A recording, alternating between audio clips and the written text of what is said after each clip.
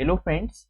आज के इस वीडियो के अंदर हम लोग बात करने वाले हैं advantages and disadvantages of steel structure. सबसे पहले हम लोग बात करेंगे दोस्तों एडवांटेजेस की। आखिर में क्या क्या एडवांटेजेस हो सकते हैं steel structure, advantages of steel structure. Clear है? सबसे पहले अगर हम लोग बात करें सबसे पहला एडवांटेजेस क्या होगा स्टील स्ट्रक्चर का, तो मैं यहाँ पर बोल सकता हूँ कि steel has very high strength to weight ratio।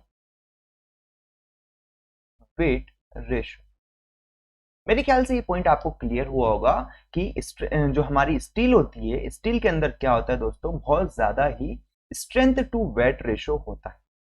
अब आप बोलेंगे कि इसका मतलब क्या है। एग्जाम्पल के तौर पर मैं आपको दोस्तों ऐसे समझाता हूं कि अगर मान लो कि आपने क्या किया होगा, आपने 1 न्यूटन बोल दो या फिर 1 केजी स्टील लिया, तो 1 केजी स्टील के अंदर जो स्ट्रेंथ रहेगी, आपकी स्ट्रेंथ रहेगी वो ज्यादा होगी एज कंपेयर टू वहीं आपने 1 केजी कोई अदर मटेरियल लिया हो, अदर मटेरियल। समझ आए?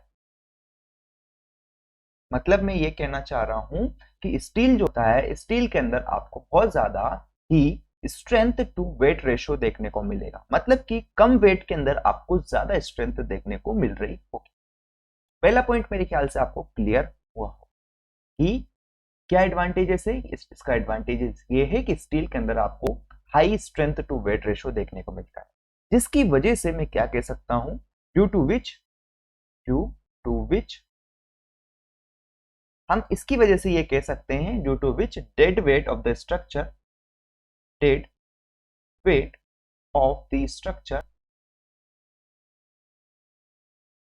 स्ट्रक्चर क्या हो जाता है, बहुत ज्यादा ही अमाउंट में कम हो जाता है। Due to which the dead weight of the structure get reduced. मेरे ख्याल से पहला पॉइंट आपको क्लियर हो गया होगा। दूसरे पॉइंट की हम लोग बात करते हैं। दूसरा पॉइंट क्या कहता है कि ये जो होता है ना, स्टील स्ट्रक्चर होता है, ये क्या होता है दोस्तों, गुड, इसके पास compressive as well as tensile strength होती है। It has good tensile and compressive strength. समझ पाए कि जो स्टील होता है इसके अंदर क्या होता है, हमारी good tensile as well as compressive strength होता है, जो कि विच इज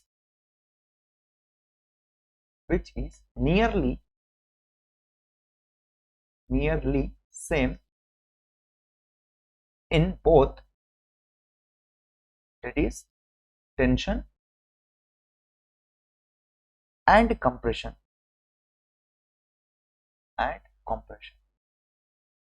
समझ पाए कि दोस्तों जो स्टील स्ट्रक्चर्स होते हैं उसके अंदर हमको क्या देखने को मिलता है, उसके अंदर हमको good tensile as well as compressive strength देखने को मिलती है, जो कि सेम होती है किसके अंदर, both, that is tension and compression zone के अंदर, that is same in both tension and compression zone. Clear हुआ ये बात आपको? आगे अगर बात करें दोस्तों, तीसरा एडवांटेजेस क्या है इसका, तीसरा एडवांटेज ये है कि इट हैज गुड डक्टिलिटी।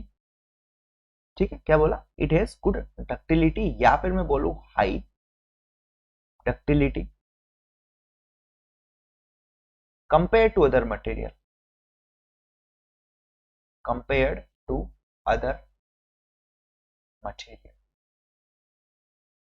ठीक है। दैट इज यहाँ पर अदर मटेरियल मतलब अदर कोई कंस्ट्रक्शन मटेरियल जिसका यूज हम लोगों ने किया होगा। ठीक है, तो यहाँ पर आप क्या कह सकते हैं कि यहाँ पर आपकी जो मटेरियल रहेगा या जो स्टील है उसकी अच्छी या फिर बहुत ज्यादा ही डक्टिलिटी होती है as compare to other material. ठीक है, चौथा पॉइंट जो है दोस्तों, चौथा एडवांटेजेस जो हो सकता है कि स्टील या बोला मैं हैज लॉन्ग इट हैज क्या बोल सकता है long life long if maintained properly.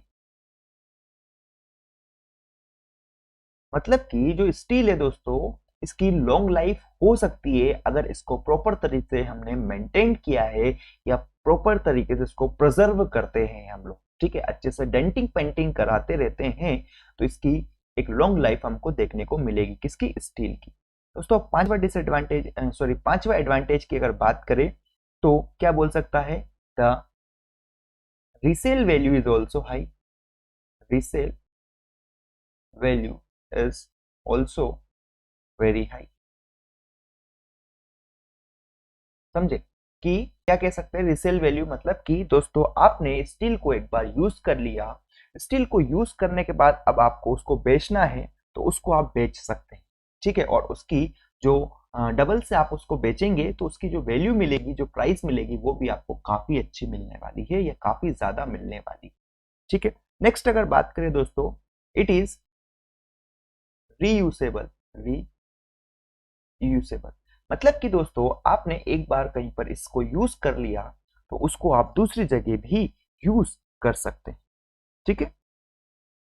बात करें दोस्तों यहां पर कि it can be easily connected, ठीक है, मतलब कि इसके जो कनेक्शन है connection is what connection are easy.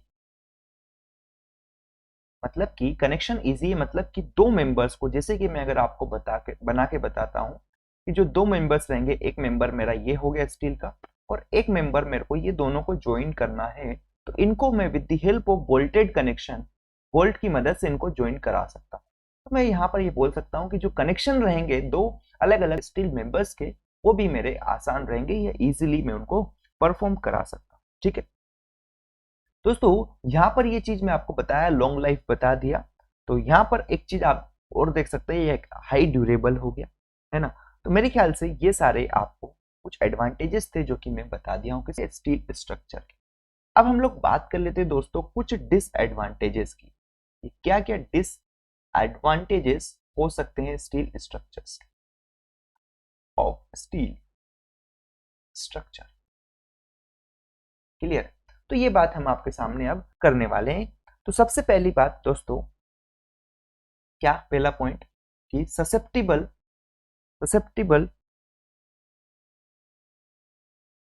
To corrosion, ठीक है। क्या बोल सकता हूं मैं ससेप्टिबल टू कोरोजन, मतलब कि अगर जो स्टील आपने यूज की है उसके ऊपर आपने सही से पेंट वगैरह नहीं किया, डेट इज उसकी पेंटिंग नहीं की, डेंटिंग नहीं की, उसको इन्वायरमेंट से प्रोटेक्ट नहीं किया है तो वहां पर कोरोजन आपको देखने को मिलेगा, बहुत आसानी से ये कोरोड हो जाएगा, ठीक है। सेकंड बात करेंगे दोस्तों, maintenance cost is also high. क्या बोल दिया मैं, मेंटेनेंस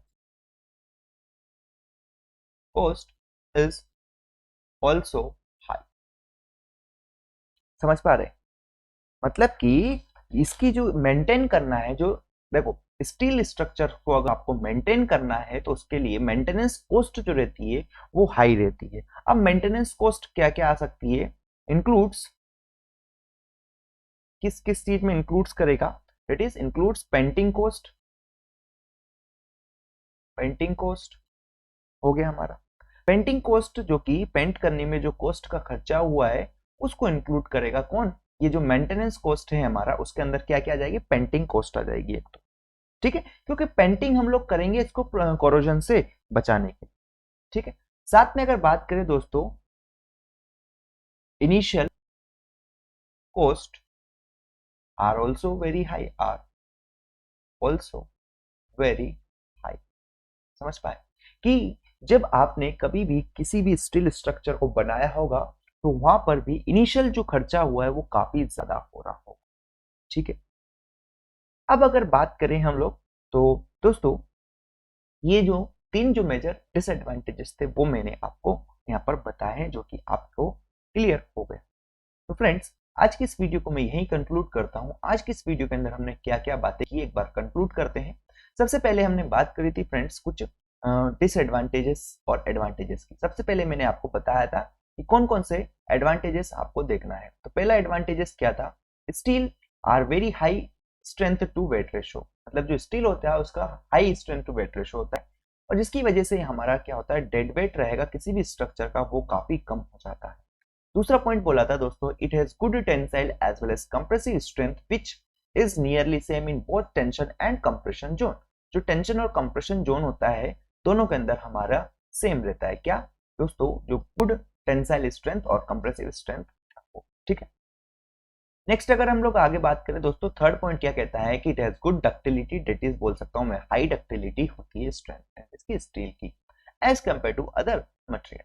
डक्टिलिटीज आप क्या समझते हैं, मतलब कि डक्टिलिटी अगर मैं बताऊं तो किसी भी एक वायर है, मानो ये वायर है, तो इस वायर को आप और भी खींच सकते हैं बिना इसको ब्रेक हुए, ठीक है ना। तो डक्टिलिटी की डेफिनेशन मेरे ख्याल से आपको पहले से ही पता है, तो उस पर ज्यादा टाइम में यहाँ पर नहीं दिखाऊंगा, ठीक है। मतलब कि डक्टाइल मटेरियल होता है हमारा स्टील।